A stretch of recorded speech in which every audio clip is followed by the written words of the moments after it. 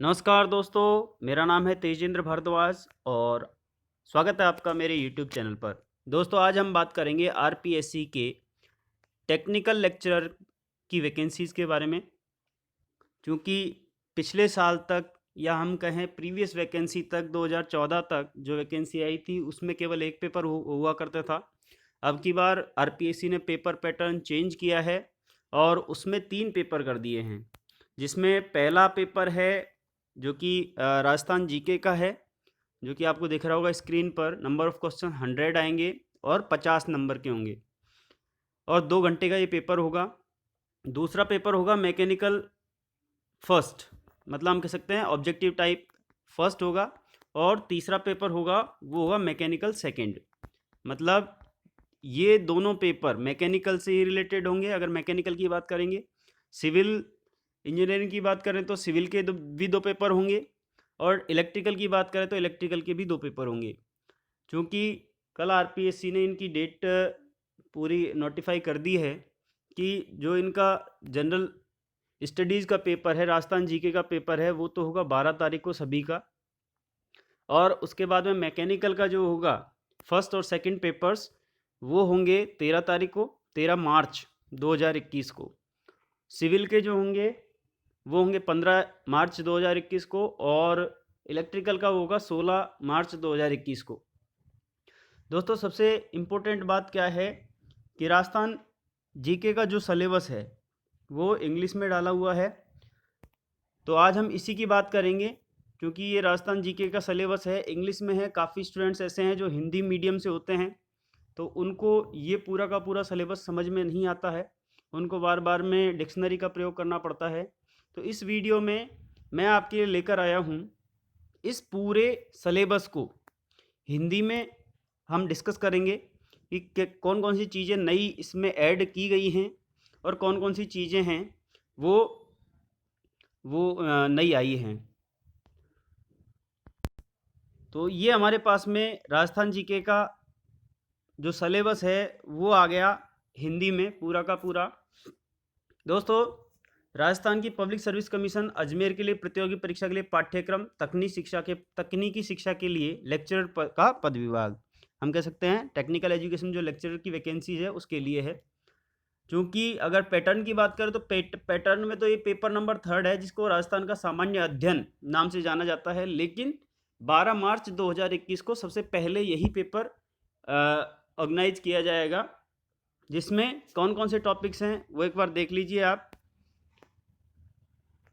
सबसे पहला जो टॉपिक है वो है राजस्थान का इतिहास, कला, संस्कृति, साहित्य और विरासत। दोस्तों, मेसोलिथिक के विशेष संदर्भ में, मेसोलिथिक जो स्टोन एज है, पाषाण युग है, उसको कहा जाता है राजस्थान की प्राचीन सभ्यताएं, लेट स्टोन एज, मतलब पाषाण पुरातन सभ्यताएं जो हैं, जिसमें कालीबंगा, ठीक है, उसके बाद में आ जाती है अपनी लोथल, उसके बाद में कांस्य की जो सभ्यता हैं, गणेश्वर सीकर की, ठीक है ना, आहड़ की सभ्यता, ये सारी सारी सभ्यताएं पूछी जाएंगी। और इसमें विशेष जो पूछा जाएगा निम्बा हेड़ा, बागोर, भीलवाड़ा, मंडिया की सभ्यताएं। उसके बाद में सेकंड टॉपिक है राजस्थान और उसके शासकों के प्रमुख राजवंश युगों और उनके माध्यम से सांस्कृतिक उपलब्धियां, मतलब कौन कौन से राजवंश हुए हैं 1000 से 1800 ईस्वी ईसा पूर्व तक, वो पूछे जाएंगे। जिसमें गोहिल वंश भी आ जाएगा, परमार वंश भी आ जाएंगे, ठीक है ना, ये सारे के सारे वंश इसमें पूछे जाएंगे। तीसरा टॉपिक है मुस्लिम सत्ता के खिलाफ राजपूत शासकों का राजनीतिक प्रतिरोध। रतन सिंह जो कि मेवाड़ के थे, हमीरदेव रणथंभौर, कानड़देव जालोर, मालदेव जो कि मारवाड़ के थे, इनका विशेष संदर्भ पूछा गया है। चंद्रसेन और प्रताप जो कि प्रताप को जो है मारवाड़ का जो चंद्रसेन है उसी को ही मारवाड़ का प्रताप कहा जाता है, इनके बारे में भी क्वेश्चंस पूछे जाएंगे। फिर मध्यकालीन राजस्थान में भक्ति आंदोलन और सूफीवाद विशेष संदर्भ में, जिसमें पूछा जाएगा मीरा, दादू दयाल और ख्वाजा मोइनुद्दीन चिश्ती के लिए। और राजस्थान के संतों के बारे में, जिसमें रामदेव जी, गोगा जी की शिक्षाओं पर विशेष ध्यान दिया जाना चाहिए।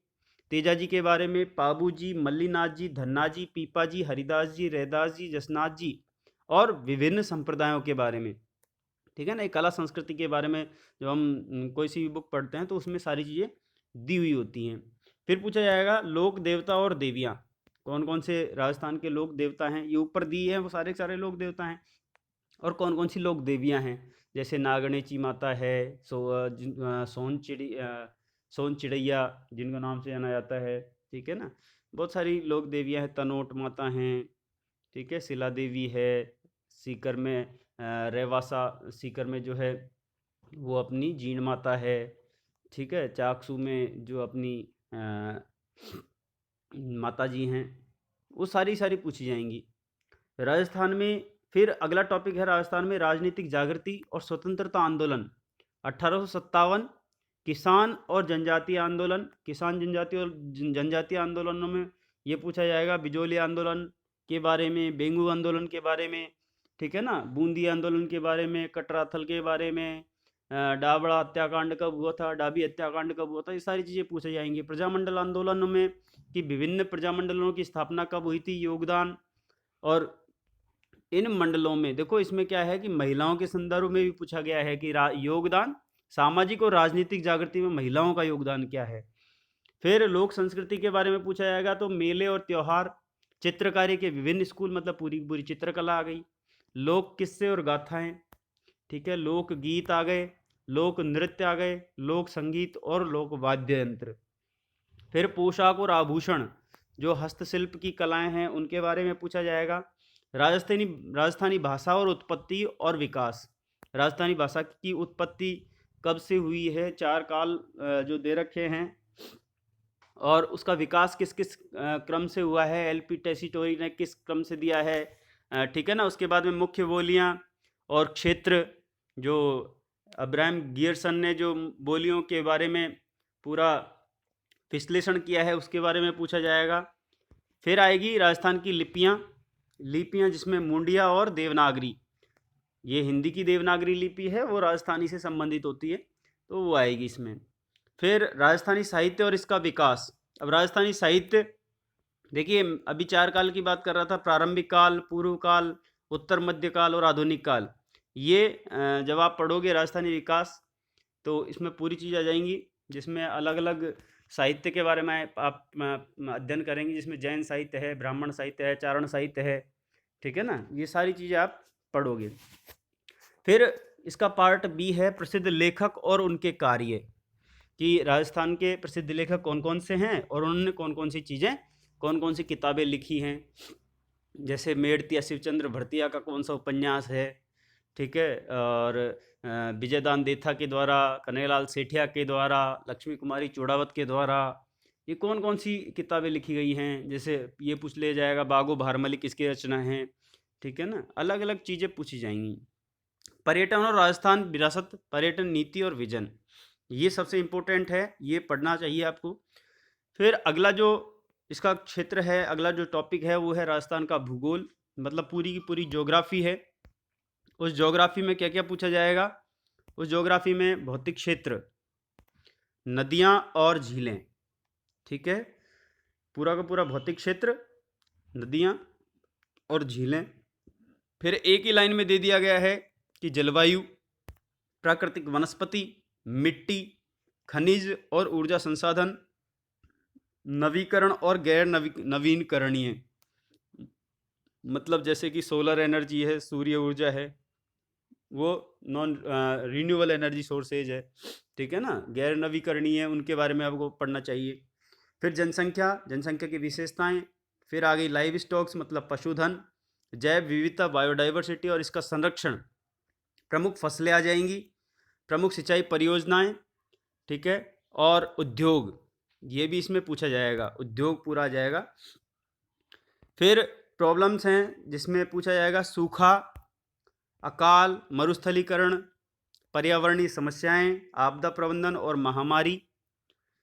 फिर अगला टॉपिक है जो नया ऐड हुआ है, देखो RSM SSB द्वारा जो सिलेबस जारी किया जाता है उसमें राजस्थान की राजनीतिक और प्रशासनिक प्रणाली के बारे में नहीं पूछा जाता, लेकिन RPSC हमेशा और हमेशा राजस्थान की राजनीतिक और प्रशासनिक प्रणाली के बारे में पूछती है, जिसमें राज्यपाल, मुख्यमंत्री, मंत्रिपरिषद, राज्य की विधानसभा, उच्च न्यायालय, न्यायिक प्रणाली राजस्थान, राजस्थान लोक सेवा आयोग के बारे में, राज्य निर्वाचन आयोग के बारे में, राज्य वित्त आयोग, राज्य मानवाधिकार आयोग, राज्य महिला आयोग, राज्य सूचना आयोग, लोकायुक्त और महालेखागार, मुख्य सचिव, सरकारी सचिवालय, मुख्यमंत्री कार्यालय, संभागीय आयुक्त, जिला प्रशासन, संस्थानों, पंचायती राज और शहरी स्थानीय स्वशासन। जब आप किताब पढ़ेंगे तो आपको सारे सभी के कार्यों के बारे में और सभी की शक्तियों के बारे में पढ़ने का मौका मिलेगा, जिसमें कलेक्टर से लेकर स्थानीय स्वशासन, नगर में कैसा होता है और गांव में कैसा होता है, ग्रामीण स्थानीय स्वशासन कैसा होता है, तो उनके बारे में पता चलेगा।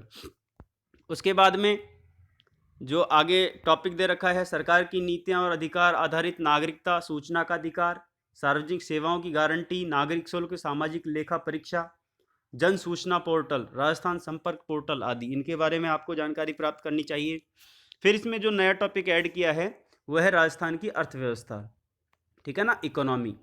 उसमें राज्य अर्थव्यवस्था के लक्षण, व्यावसायिक वितरण, राज्य के घरेलू उत्पाद की संरचना, प्रमुख क्षेत्रीय मुद्दे, और फिर उसमें कृषि क्षेत्र और ऐड कर दिया है, जिसमें कृषि क्षेत्र के लक्षण राजस्थान विशेष संदर्भ के साथ, जिसमें प्रमुख रबी और खरीफ की फसल, तेल के बीज और मसाले, सिंचित क्षेत्र और रुझान, सिंचित क्षेत्रों में इंदिरा गांधी नहर आदि भी आपको पढ़नी चाहिए, प्रवासी की समस्याएं, श्रमिक और उनके पुनर्वास, कृषि ऋण, ठीक है ना, कृषि ऋण भी इसमें है। फिर लाइव स्टॉक में आ जाएगा पशुधन, जनसंख्या में रुझान, दूध उत्पादन राजस्थान के संदर्भ में।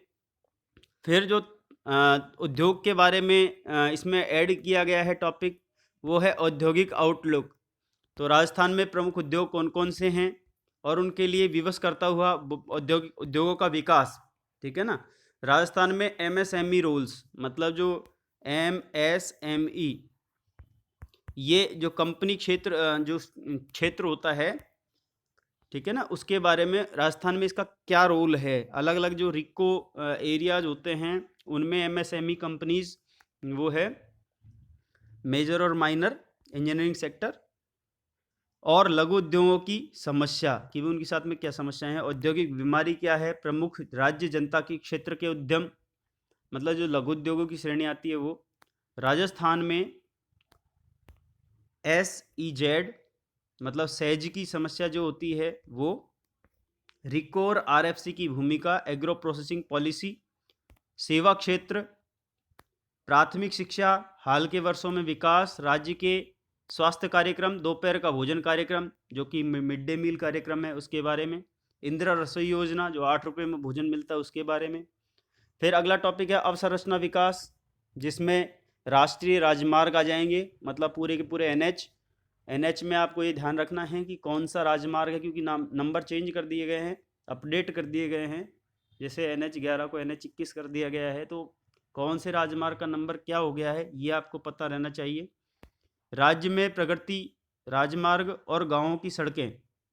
फिर पावर यूनिट मतलब शक्ति, जिसमें बिजली उत्पादन में प्रगति, सौर ऊर्जा परियोजना में हालिया प्रगति, मतलब इसमें आपको राजस्थान के जितने भी पावर प्लांट्स हैं उनके बारे में पढ़ना है कि कौन सा बिजली का उत्पादन ज़्यादा करता है, कौन सा नहीं करता है।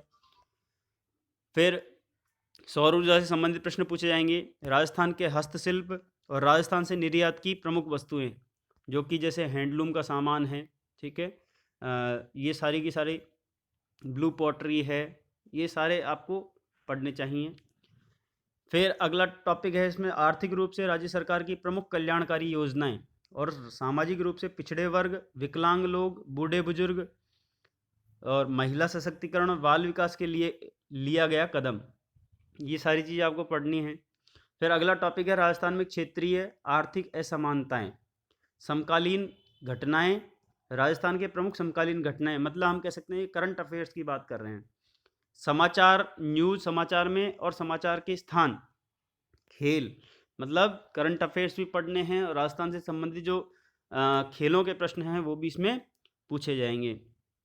तो दोस्तों ये पूरा का पूरा जो अंग्रेजी का सिलेबस था उसी को हम कह सकते हैं ट्रांसलेट किया गया है, और इसी के आधार पर आपको राजस्थान स्टडीज़ की, राजस्थान जीके की पढ़ाई करनी है।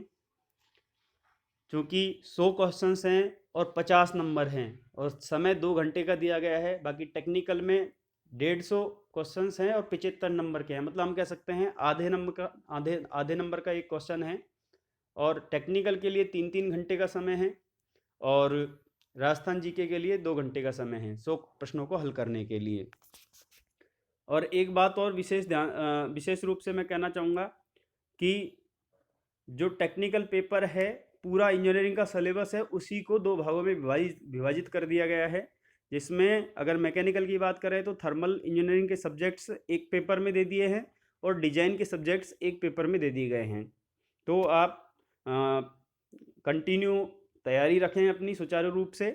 और 12 मार्च 2021 को जीके का पेपर होगा और 13 मार्च 2021 को फर्स्ट शिफ्ट और सेकंड शिफ्ट, फर्स्ट शिफ्ट में फर्स्ट पेपर, सेकंड शिफ्ट में सेकंड पेपर होगा 12 और 13 तारीख को। और जब सिविल की बात करते हैं तो सिविल इंजीनियरिंग में 15 तारीख के दिन सिविल फर्स्ट और सिविल सेकंड के पेपर होंगे और 16 तारीख को इलेक्ट्रिकल फर्स्ट और इलेक्ट्रिकल सेकंड के पेपर होंगे। मैं समझता हूँ दोस्तों आपको वीडियो अच्छा लगा होगा। अगर ये आपको समझ में आया है, आप इसका स्क्रीनशॉट ले लेकर जो है अपने मोबाइल में सेव कर सकते हैं, जिससे कि आपको पढ़ने में आसानी रहे। और दोस्तों वीडियो अच्छा लगा हो तो प्लीज़ वीडियो को लाइक कर दीजिए। बहुत बहुत धन्यवाद।